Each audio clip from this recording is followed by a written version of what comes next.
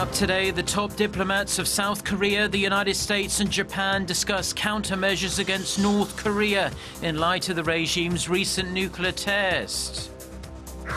The government and the ruling party are in talks on designating the southeastern city of Gyeongju as a special disaster zone after the area was hit by 2 powerful earthquakes last week. First Korea's Chun In-gee makes history, shooting the lowest score at a major to claim victory at the final major of the 2016 LPGA season in France. Stay tuned for these stories and more.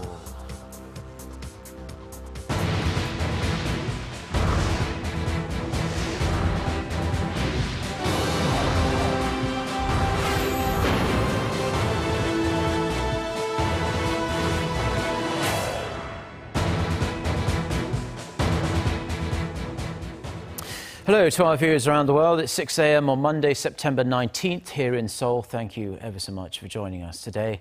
I'm Mark Broom. Our top story this morning, South Korea's foreign minister has met with his US and Japanese counterparts on the sidelines of the UN General Assembly for talks on strengthening sanctions on North Korea. Yoon Byung-se, John Kerry and Fumio Kishida discussed imposing further sanctions on Pyongyang in light of the regime's recent nuclear test.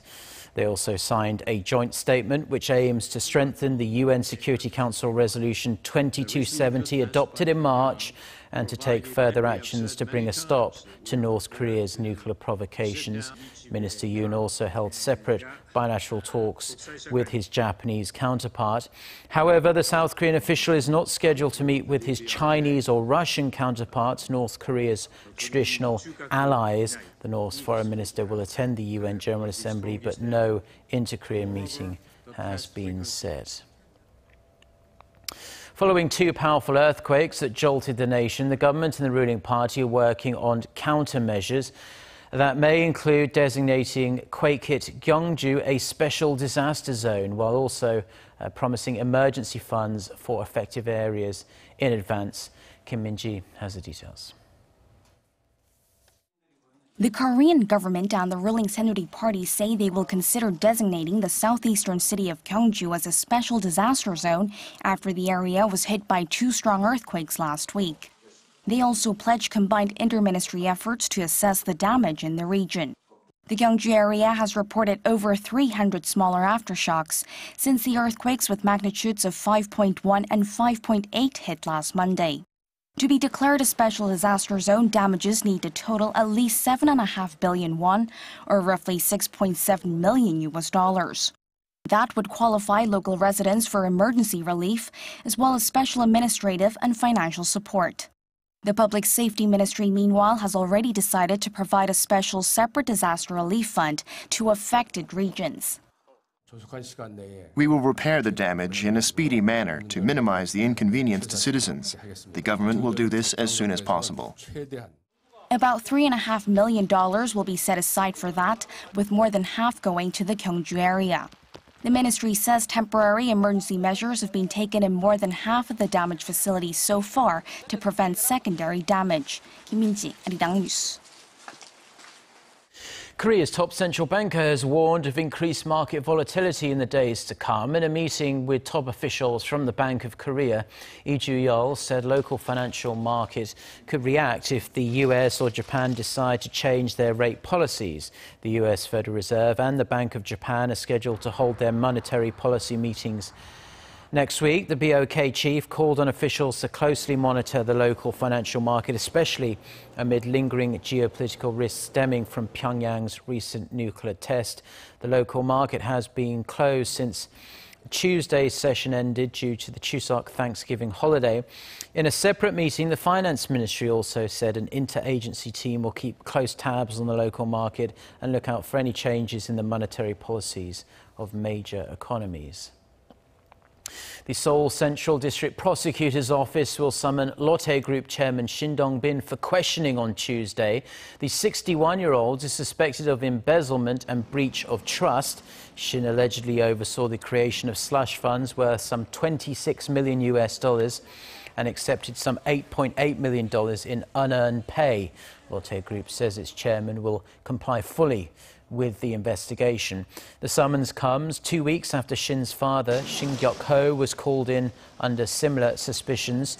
The Lotte Group's founder's common-law wife, So-mi-kyung, who currently lives in Japan, is also suspected of tax evasion after allegedly receiving hundreds of millions of dollars worth of Lotte Holdings stock from her common-law husband. The prosecutor's office has invalidated her passport to pressure her to return. Samsung Electronics is offering replacements to consumers in Korea who bought the Galaxy Note 7 smartphone, which has been plagued by reports that it's a fire hazard. Starting Monday, replacements will be provided at retail outlets of Korea's three main telecommunications companies, namely SK, LG and KT. Consumers are advised to check with their service provider before bringing in their phones, as the replacements will follow a strict schedule based on the date the devices were activated. The Note 7 was engulfed by controversy after some 90 reported cases of its battery exploding or catching fire while charged. Samsung promptly stopped sales of the Note 7 on September 2nd, and in the US, the consumer safety authorities issued a formal recall on September 15th. Incheon International Airport was packed on Sunday as Koreans taking full advantage of the long Chuseok Thanksgiving holiday returned from overseas trips. On the final day of the five-day weekend, more than 180,000 people moved in and out of the nation's main gateway. In terms of passengers entering the country, a new record was set at 109,000 overall. There was a 20% increase in passengers compared to last year's Thanksgiving holidays, with the total over the five-day period coming to over 970,000. Incheon International Airport Corporation says its officials prepared measures to minimize inconveniences like long lines. Recovery efforts are underway in China in the aftermath of Typhoon Meranti. According to China's state-run broadcaster CCTV, the death toll in the mainland stands at 28, with 15 others missing. The storm left parts of Fujian province in chaos, with water and power cut off and public transportation suspended. Those services are now gradually being restored. But eastern China and Japan are bracing for yet another typhoon, Malakas this time. The southern parts of Korea have already been feeling the indirect effects of that storm. Rescue teams have been dispatched to numerous residential areas down south. Some ports in Jeollabuk-do province have also suspended operations due to the weather. The governor of New York has said that a bomb that exploded in New York City on Saturday night was a terrorist act, but stressed no links to international groups had been found. The explosion in the Manhattan neighborhood of Chelsea injured 29 people. Shortly after the blast, police sniffer dogs uncovered a second bomb nearby. The suspect or suspects remain at large. An extra 1,000 police and National Guards have been deployed around the city as a precaution. Meanwhile, the mass stabbing attack at a mall in Minnesota is being investigated as a possible act of terrorism. Local police say the Somali attacker made references to Allah and asked at least one victim if they were Muslim. The Islamic State group claims the attack that injured 9 people was carried out by one of its, quote, soldiers. Now, Korea's women golfers continue to show the world that they are the ones to beat. Chun In-gee did it in breathtaking fashion on Sunday, winning the final LPGA major of the season with the lowest under-par total in a major, male or female. The 22-year-old world number 7 clinched the Evian Championship in France, setting a new all-time major record at 21 under par, 263 for 72 holes, with a 4-shot victory over her fellow countrywomen Yoo So-yeon and Park Sung-hyun. Chun earned her second major title following the 2015 US Women's Open. Chun's victory also earned her a winner's check of almost $500,000 US. And congratulations to her. Now staying with sports and turning our focus to the global games going on in Rio in Brazil, with the 2016 Paralympics coming to a close now. A Korean swimmer claimed his third gold medal of the games. Kim Jung-soo has the details. 21-year-old Korean swimmer Cho Ki-sung has won another gold at the Rio Paralympics, this time in the 50-meter freestyle with a record time of 39.30 seconds. The latest medal brings his gold count in Rio to 3, a first for a Korean Paralympic swimmer. His second gold came just 4 days earlier in the 200-meter freestyle. Cho, who lost control over most of his lower body as a result of congenital brain lesions, began swimming in 2008 for rehabilitation.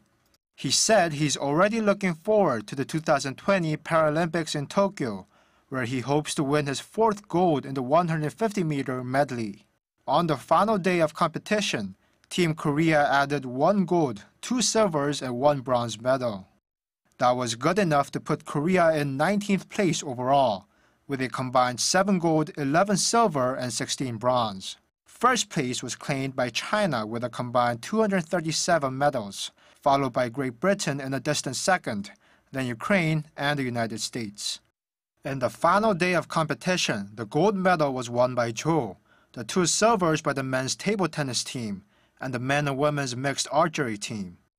In table tennis, the men lost in the final to France, 1-2, while the mixed archery team lost their final match to Britain, 129-139. The women's table tennis team in a hard-fought final took bronze after beating Sweden 2-1. A bit of drama ended the medal hopes for the Korean men's wheelchair track team. The Canadian team requested a rematch in the race for the bronze, arguing there was a problem with Team Korea's lane assignments. The Korean team was disqualified in the ensuing rematch. With the last official match day coming to a close, Team Korea may have not realized its goal of entering the top 10, but the incomparable passion and energy displayed by the athletes will be remembered for years to come. Kim Jung-soo, Arirang News. Now, the biggest drawback of burning fossil fuels to produce electricity is that they emit greenhouse gases. However, there's a way to capture and repurpose these emissions for commercial uses. For more on this technological breakthrough, Kim Mok-yeon reports. Carbon dioxide, also known as CO2, is a main culprit of global warming as it contributes to the greenhouse effect. In particular, CO2 emission from human activities such as fossil fuel combustion is a pressing issue that needs to be tackled on a global scale. In efforts to reduce CO2 emission as well as slow down emission rate in the country, the Korea Southern Power Corporation has recently unveiled a method to recycle CO2. Researchers developed a system that can collect CO2 and process it for other uses, such as manufacturing fire extinguishers or gas welding. The process of collecting emitted carbon dioxide and making use of it in the industry again can greatly contribute to reducing overall carbon dioxide emissions. The system, which is referred to as carbon capture and storage, has been done through a wet process in the past, but in 2009, the Korea Southern Power Corporation started developing a dry process that can use solid absorbents to capture CO2 in an eco-friendly way. The process was successfully tested the following year. The energy company agreed to supply the system for use in other industries. The latest development is expected to contribute greatly to reducing emissions of greenhouse gases worldwide by 2050. Kim Mok-yeon, Arirang News. People with diabetes need daily insulin shots to maintain optimal blood sugar levels. Thanks to a recently developed capsule, they may soon be able to skip the painful shots and take insulin orally. Park Se-young tells us more. Millions of people suffering from diabetes require a daily dose of insulin to manage their blood sugar levels. And that means using a needle and syringe. I've been taking insulin for about 4 years, since 2012. The daily shots were painful and stressful. The barrier to delivering insulin orally is that stomach acid breaks down the pills before they can reach the bloodstream. But a research team in the US has developed a capsule made from naturally occurring lipid molecules which normally help build fat. This allows the pill to remain intact while traveling through the stomach. They're not recognized by the body as something different, and I think in the industry term, they're generally regarded as safe. And so the acid in the stomach has no effect on them. Once the capsules reach the bloodstream, they're broken down to release insulin. Studies on rats have shown the pills to be effective, and the researchers are scheduled to conduct additional animal testing before potentially starting human trials. Park Se-young, Arirang News.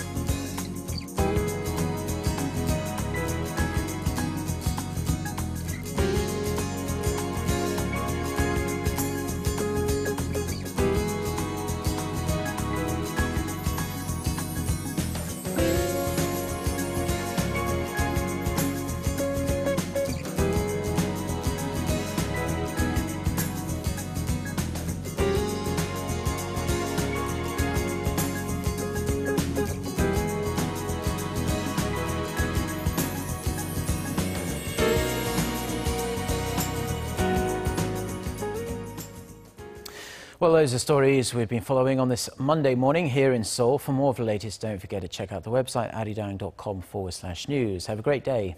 Goodbye.